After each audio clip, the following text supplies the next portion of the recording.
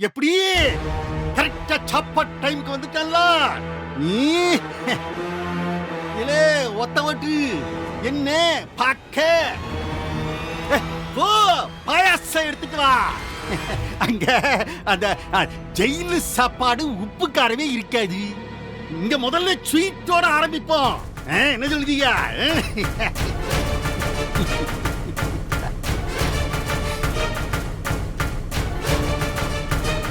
பரணி நீனா இதெல்லாத்தையும் கையில வச்சுக்கிட்டு அந்த வெறும் பையன் நீ டாக்டர் உன்ன கேட்டரிங் ஆள் ஆக்கிட்டானாங்க காரியாவாதை தரத்தை இங்கேயும் காட்டிட்டானா சரி ஆறு சாம்பாரு ஊத்த சொல்லு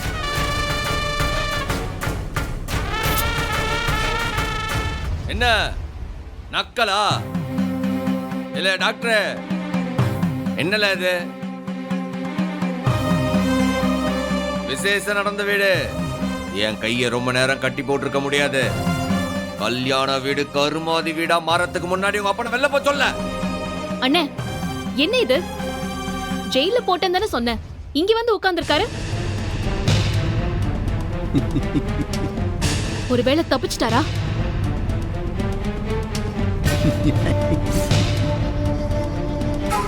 அரெஸ்ட் பண்ணி இழுத்துட்டு போ பா நீ எப்படிப்பா இங்க வந்த எந்திரிப்பா முதல்ல இது தப்பா ஏலே என்ன நீ என்ன ரொம்ப நாளா டியூட்டிக்கே போலியா நீயே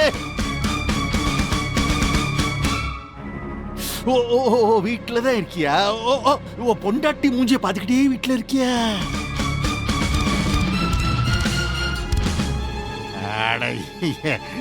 இல்லே முத்துப்பண்டியே என்ன கோர்ட்ல இருந்து அந்த தகவல் கூட அவனுக்கு வந்து சேரல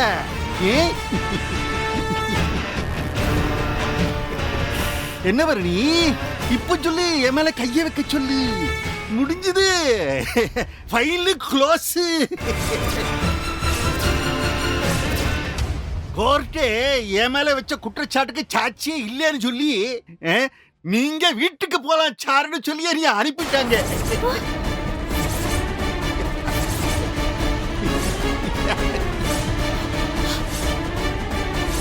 பாத்துக்கிடுங்க ஒருத்தர்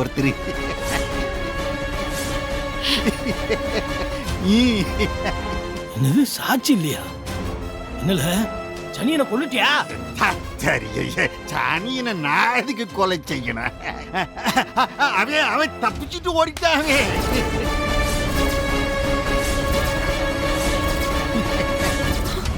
அவன் யாரோ ஒரு நல்ல மனுஷன் உதவி பண்ணதுனால அவன் போலீஸ் பிடியிலிருந்து தப்பிச்சுட்டு ஓடிட்டா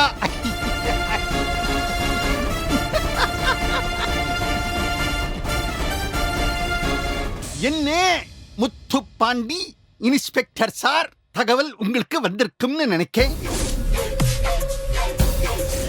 நீங்களே சொல்லுங்க சாட்சியே இல்லாம தண்டனை கொடுக்குமா கோர்ட்டு சாணியம் இல்ல சாட்சி இல்ல எனக்கு தண்டனையும் இல்ல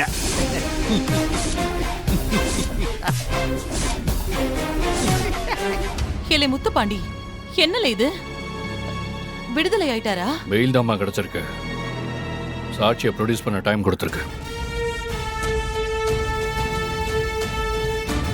பாத்தியா உன் மவன் அவனே சொல்லிட்டான் ஆக சனியம் கிடைக்கிற வரைக்கும் என்ன யாரும் ஒன்னும் செய்ய முடியாது என்ன டாக்டர் அம்மா இப்ப உங்க டவுட் கிளியர் ஆயிடுச்சுல என்னைய எழுப்ப முடியாதுன்னு தெரிஞ்சு போயிடுச்சுல்ல பிறகு எதுக்கு இப்படி அப்பளம் மாதிரி பொறிஞ்சுக்கிட்டு கிடக்க அது என்ன அப்பளமா எனக்கு அப்பளம் பிடிக்கும்னு உனக்கு தெரியுமில ரெண்டு போடு போடு அப்பளத்தை பிசைஞ்சு சாப்பிடுவோம் போடு போடு சூப்பர் சூப்பர் சின்ன வயசுல அம்மா இப்படிதான் எனக்கு இப்படியே கையில இப்படி உண்டை பண்ணி இந்த நிமிஷம் இந்த ஆளு வீட்டை விட்டு வெளியே போகணும்ல யாரு உங்கள அரை சொல்லுதான்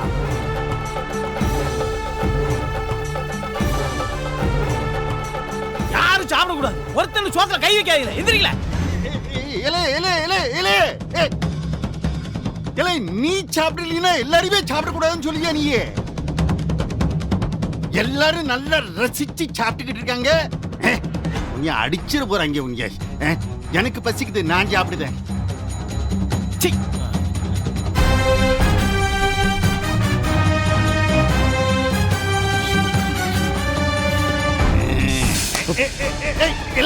எந்திரிங்கப்பா. ஏலே பாண்டி ஏய் சாப்பிட குடிங்க ஏய் ஏலே ஏலே ஏய் சாப்பிட எந்திரிங்க. முதல்ல இல்ல இந்தாரு எழுந்திருங்கப்பா. ஏலே சோத்த மிச்சம் வைக்க கூடாதுல வாங்க வாங்க இங்க. ஏலே ஏலே என்ன இவன் மாடை இழுத்து பாப்பா. ஏய் ஏய் ஏலே ஏய் ஏய்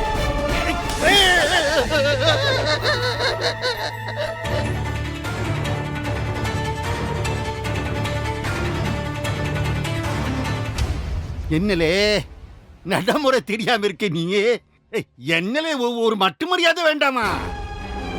நீ மட்டுமா இந்த வீட்டு மாப்பிள? உனக்கு முன்னாடியே நான் இந்த வீட்டு மாப்பிள. எனக்கு தான் என் முதல் மரியாதை கொடுக்கணும். பிறகுதானே உனக்கு நீ போலீஸ்காரன் பொல்லாத மாப்பிள்ளை. டிசிப்ளின் தெரியலையே உனக்கு. ஏ? என்னலே நீ பாட்டுக்கு அப்ப மேலேயே கைய வைக்க. ஏ சரி சரி அதை விடு.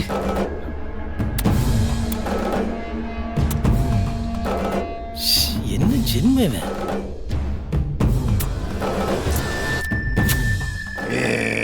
என்னலே இது? என்ன சாப்பாடு இது? உப்பு இல்ல, காரம் இல்ல, அந்த ஜெயில் சாப்பாடு மாதிரியே இருக்கு இது. என்ன இது? ஆஹா நினைச்சேன் டேய் இலை முத்துவண்டி, ஜெயில இருந்து பாதி சாப்பாட்டை இங்கிட்டு திருப்பி விட்டுட்டியா நீ? இவனுக்கு செலவு மிச்சம் பண்ணுதியா நீ? ஆமாமா, இவங்க காசு செலவு பண்ண போதா? சரிதான்.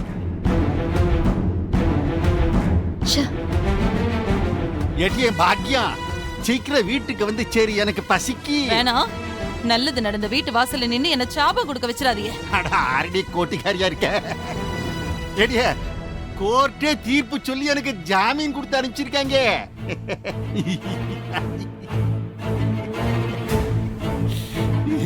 கோர்ட்டு சொன்னா கட்டினவளும் நம்பித்தே ஆகணும். இலே வைக்குண்டம், நான் வாரேன். வராத வா. சுடமணி பாப்போம். எப்படி பிளான்?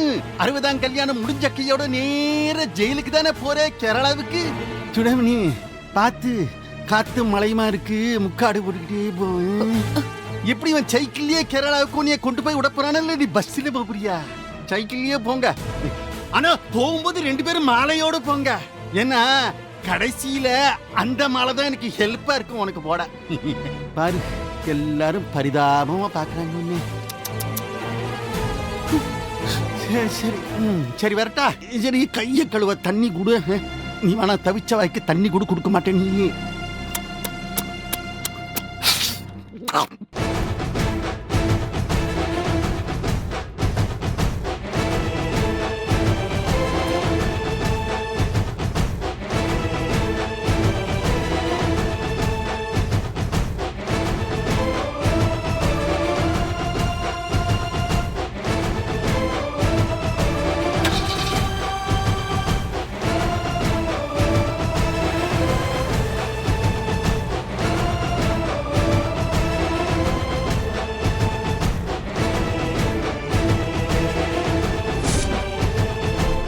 சனியம் போலீஸ் பிடியிலிருந்து தப்பிச்சிட்டா. நான் தப்பு பண்ணிட்டேன். சரியா யோசிச்சிருக்கணும்.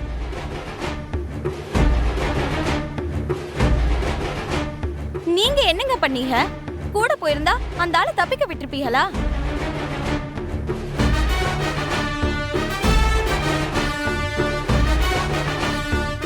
கவலைப்படாதீங்க, சனியை எங்க இருந்தாலும் நான் தேடி கண்டுபிடிப்பேன். அவனை கோர்ட்ல சரண்டர் பண்ணி இந்த ஆளை உள்ள வைக்காம நான் விட மாட்டேன்.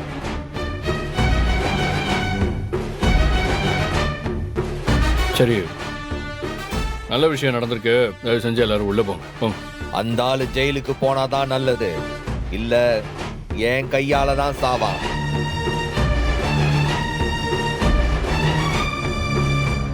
பரணிக்காக பார்க்க, இல்ல உள்ள வந்திருக்கும் போதே அந்த ஆளை கொன்னு இருப்பேன்.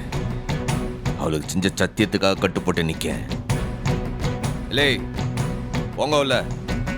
இப்போ நீ வாப்பா.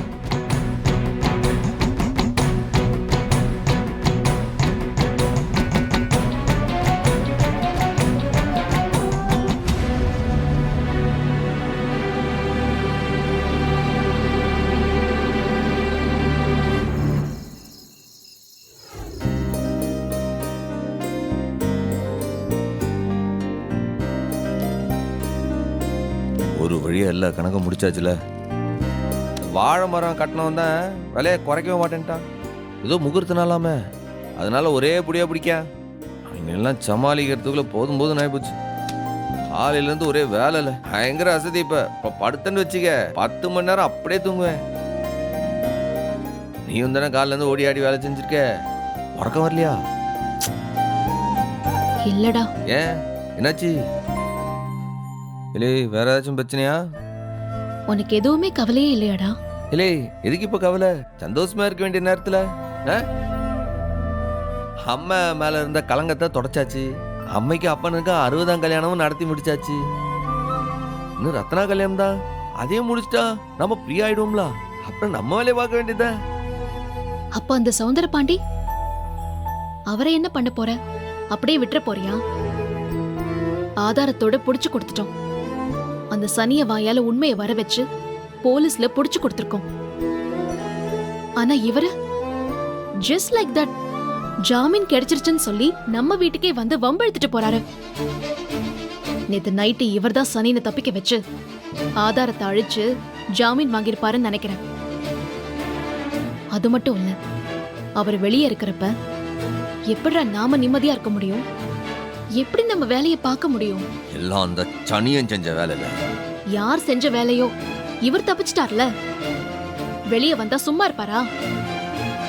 அடுத்தடுத்து ஏதாவது பிளான் போட்டுக்கிட்டே இருப்பாரே. ஏதாவது ஃப்ராட் வேலை செஞ்சு நம்ம குடும்பத்தோட நிம்மதியவே கெடுப்பாரே. இப்ப என்ன பண்ண போறோம்? அடுத்து ரத்னா கல்யாணம் வேற வச்சிருக்கோம். இந்த தடவையும் கல்யாணம் நின்னு போனா ரத்னாவால தாங்க முடியாதுடா. இவர் எப்படி அந்த கல்யாணத்தை நடத்த விட்டுருவாரு சொல்லு?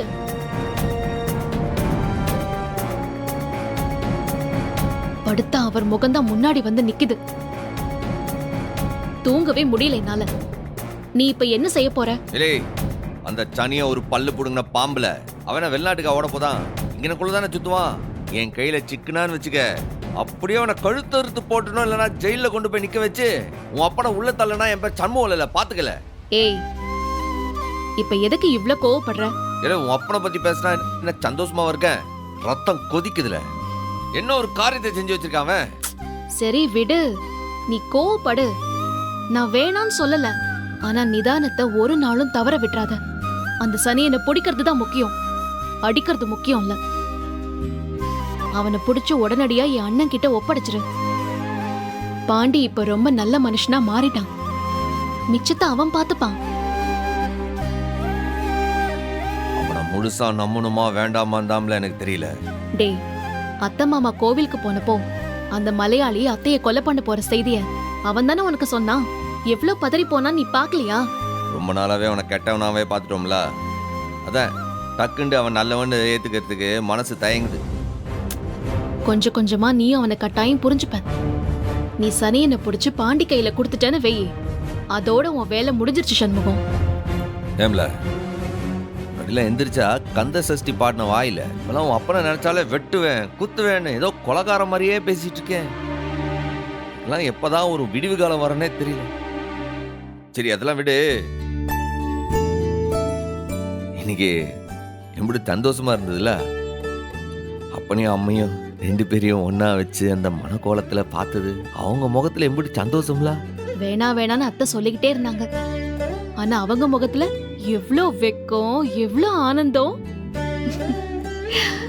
நிஜமாவே நாம ரொம்ப நல்ல காரியம் செஞ்சிருக்கோம்டா இல்ல?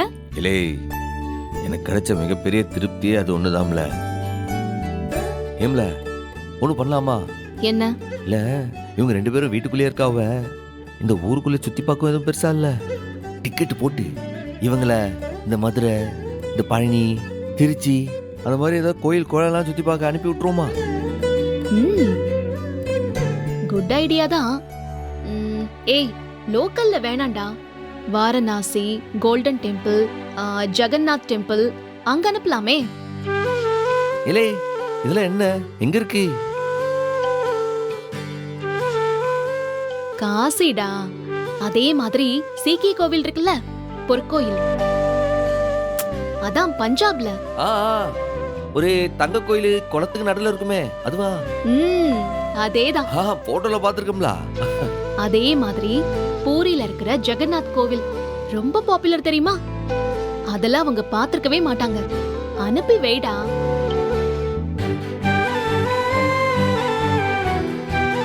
இல்லை என்ன யோசிக்க?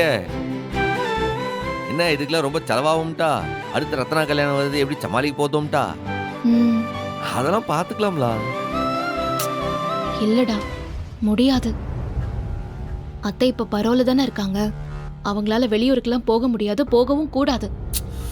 ச்சே, எங்க போனாலும் உன் அப்பா ஒரு தடையா வந்து நிக்காமல. அவன் என்னைக்குதான் சாவாண்டே தெரியலையே. டேய், நீ பேசாதன்னு சொல்லிட்டே இருக்கேன்ல. அத்தை மாமா முழுசா நிம்மதியா இருக்கணும்னா கட்டாயம் சௌந்தர பாண்டி ஜெயிலுக்கு போயே ஆகணும். அந்த வேலையை முதல்ல பாரு. மத்த வேலையெல்லாம் தன்னால நடக்கும். இப்போ படுத்து தூங்கு. ம்.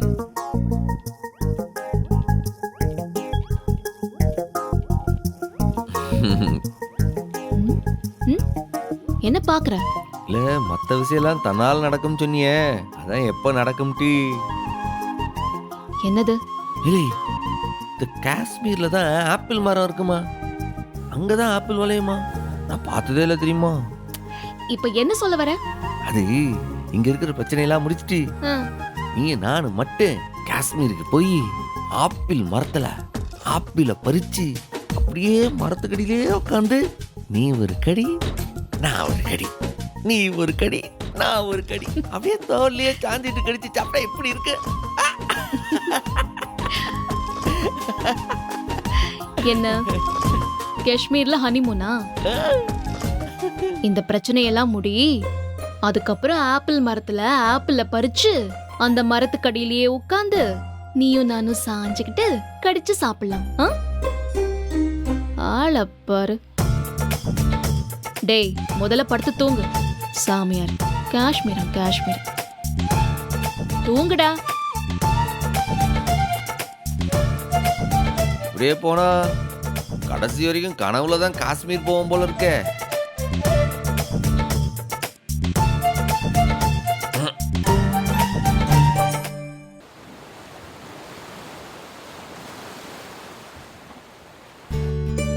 இல்ல உளுந்து ஒரு மூட்டை 8737.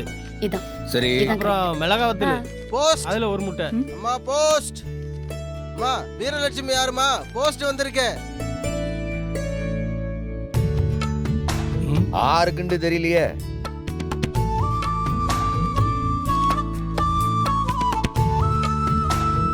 எப்பா, எம்பிட்டு வருஷம் ஆச்சு இந்த மாதிரி தபால்காரர் சத்தம் கேட்டு? நானே ரொம்ப வருஷம் கழிச்சு இப்பதான் பாக்குறேன் அத்தை.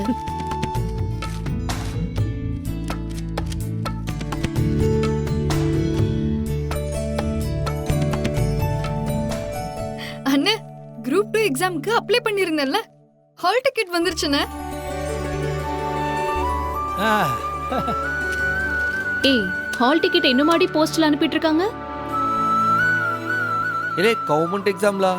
நீ படிச்ச மாதிரியே தெரியல. படிக்காம போய் எப்படி பரிச்சை எழுதுவ? நீ பாத்தியா? அவ சின்சியரா ப்ரிப்பேர் பண்ணிட்டு தான் இருக்கா. நானும் அவளுக்கு ஹெல்ப் பண்ணிட்டு தான் இருக்கேன். எத்தா வீரா, பாத்தியாத்தா, சூடாமணி இந்த வீட்டுக்கு வந்த நேரம் இந்த வீட்ல எல்லாமே நல்லதாவே நடக்கலாம்.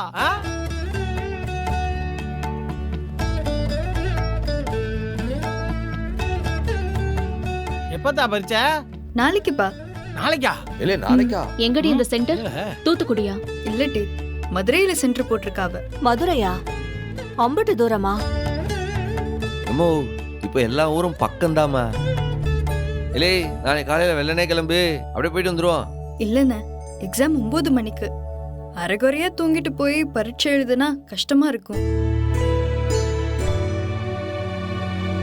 இப்போவே போய் அங்க தங்கி காலையில எழுதலான்னு. இல்லை இப்போவே வா. இல்லை ரத்னா கல்யாணம் வேலை இருக்கலாம். இல்ல இப்ப என்ன பிள்ளையோட எதிர்காலம்ல ஒரு நாள் தானே, எல்லா வேலையும் நான் பாத்துக்கிறேன். நீ போய் நல்லபடியா பரிச்சை எழுதி கூட்டுவாப்ல. ஆமா, டிராவல் பண்ணிட்டு எக்ஸாம் எழுதுனா ரொம்ப கஷ்டமா இருக்கும். இன்னைக்கே கிளம்பிடுங்க. எட்டி பரணி, நீயும் துணைக்கு வாயே. இல்லடி, 2 ஸ்பெஷல் கேஸ் எப்ப வேணாலும் வலி வரலாங்கிற நிலைமையில இருக்கு. அத விட்டுட்டு வர முடியாதுல்ல. அதான் சண்முகம் இருக்கான்ல, அப்புறம் என்ன? அண்ணே, மருதைய நான் பார்த்ததே இல்ல, நானும் உங்க கூட வரனே. இவ ஒருத்தி. ஏட்டி, அவ பரீட்சை எழுத போறா. கூட போய் நீ என்ன செய்ய போற? எம்மோ வரட்டுமா? அவ பரீட்சை எழுத போயிட்டா நாங்க சும்மா தானே இருக்கணும். அந்த நேரத்துல கனியை கூட்டிட்டு ஊரை சுத்தி காட்டுதே. ஐ தேங்க்ஸ்ண்ணே. ஜிகிர் தண்டான்னு கேட்டுட்டு இருந்தா வாங்கி கொடுத்துடல அவளுக்கு. ஏட்டி, நல்லபடியா பரீட்சை எழுது. நெகட்டிவ் மார்க்ஸ் எல்லாம் கிடையாது, அதனால நீ நல்லாவே ஸ்கோர் பண்ணலாம். அதெல்லாம் எழுதிருவேன்க்கா. நான் யாரு? சூடாமணி மக, சண்முக தங்கச்சியாச்சே.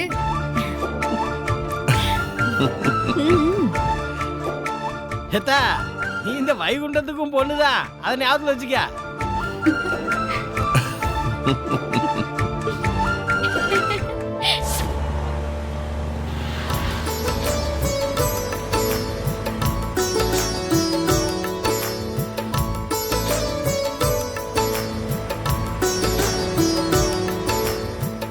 என்ன மருதைக்கு இன்னும் எம்பிட்டு தூரம்? பக்கத்துல வந்துட்டோம்ல, இன்னும் கொஞ்சம் தூரம் தான். எனக்கு மருதைய நினைச்சு நினைச்சு ஆசையா இருக்குண்ணே. சினிமால மட்டும்தான் நான் மருதைய பாத்திருக்கேன். நான் கூட 1-2 தடவை போயிருக்கேன், ஆனா சரியா சுத்தி பார்த்தது இல்ல. இல்லையே, அவ பரீட்சை சீக்கிரம் முடிச்சா நம்ம மதுரையை நல்லா சுத்தி பார்க்கலாம். அதுதானே போதும்.